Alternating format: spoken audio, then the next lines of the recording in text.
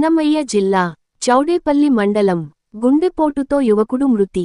గుండెపోటుతో యువకుడు మృతి చెందిన ఘటన చౌడేపల్లి మండలంలో ఆదివారం చోటు చేసుకుంది. కుటుంబీకుల కథనం మేరకు వివరాలు.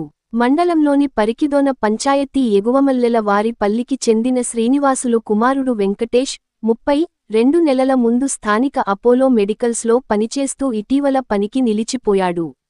వ్యవసాయ పనులు, కేటరింగ్ పనులు చేసుకుంటూ జీవనం సాగిస్తున్నారు. ఈ క్రమంలో మిత్రులు, సమీప బంధువులతో కలసి కొంతసేపు క్రికెట్ ఆడాడు. తర్వాత ఇంటికి వచ్చి చల్లని నీటితో స్నానం చేసి, భోజనం చేశాడు. క్రికెట్ ఆట నుంచి ఇంటికి వచ్చేటప్పుడు గుండెలో పట్టేసినట్లు ఉందని మిత్రులకు చెప్పినట్లు తెలిపారు. అన్నం తిన్న తర్వాత ఛాతీ నొప్పి ఎక్కువ కావడంతో అక్కడే కిందకి పడిపోయాడు. వెంటనే మిత్రుని పిలుచుకొని చౌడేపల్లికు ద్విచక్ర వాహనంలో వెళ్లారు. అక్కడో ఆర్ఎంపీ డాక్టర్కు చూపించారు. నొప్పి తగ్గకపోవడంతో 108 వాహనంలో స్థానిక పిహెచ్సి తరలించారు. స్థానిక పిహెచ్సిలో వైద్య సిబ్బంది 108 వాహనంలోనే పరీక్షలు చేయగా అప్పటికే మృతి చెందినట్లు తెలిపారు. కాగా వెంకటేష్ మృతదేహాన్ని స్వగ్రామానికి తరలించడానికి ఆటోల కోసం ప్రయత్నించిన ఒక్కరు కూడా రాలేదు.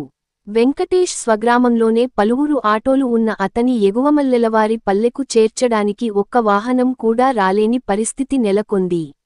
దీంతో అతని మిత్రులు ద్విచక్ర వాహనంలోనే వెంకటేష్ మృతదేహాన్ని ఇంటికి చేర్చారు. తీరా ఇంటికి చేర్చిన వెంకటేష్కు కొందరు యువకులు నీళ్లు తాపించి, సిపిఆర్ చేయగా వామిట్ అయిందని, ఊపిరి ఆడుతుందని, తిరిగి మదనపల్లె ప్రైవేట్ ఆస్పత్రికి తరలించారు.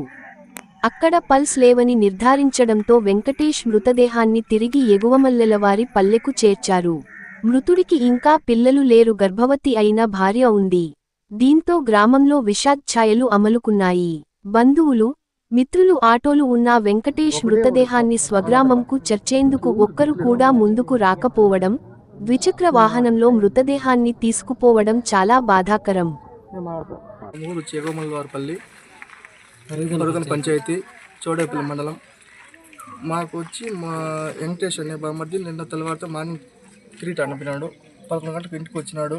ఇంటికి వచ్చిన తర్వాత స్నానం చేసినాడు, భోజనం చేసినాడు. తర్వాత హాస్పిటల్కి పోయినాం. ఏదో బీపీ డౌన్ అయిందంటే హాస్పిటల్కి పోయినాం. నాగరాజన్ హాస్పిటల్కి పోయిన తర్వాత ఏదో ఆయన ఇంజక్షన్ వేసినాడు. ఇంజక్షన్ అయిన తర్వాత ఆయన కింద పడిపోవడం వల్ల గవర్నమెంట్ హాస్పిటల్కి పోతే వాళ్ళు చనిపోయాడని చెప్పి క్లియరెన్స్ ఇవ్వడం జరిగింది. ఇచ్చిన తర్వాత మళ్ళీ అంబులెన్స్లో జార్స్మని చెప్పినారు. తరువాత మేము వెహికల్ 2 వీలర్లో వేసుకొని వచ్చి ఇంటికి రావడం జరిగింది. తర్వాత ఇంటికి వచ్చిన తర్వాత మళ్ళీ పానం ఉండింది.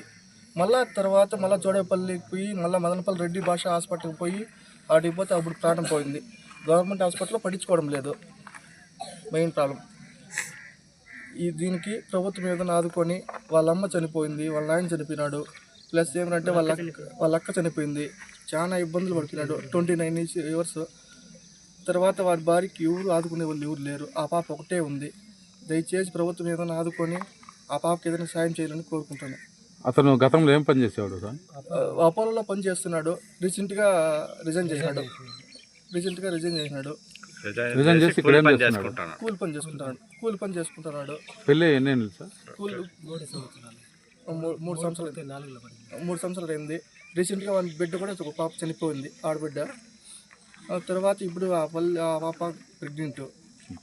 ఆ పాపకి ఏదైనా హెల్ప్ చేయాలని ప్రభుత్వాన్ని కోరుకుంటున్నాను.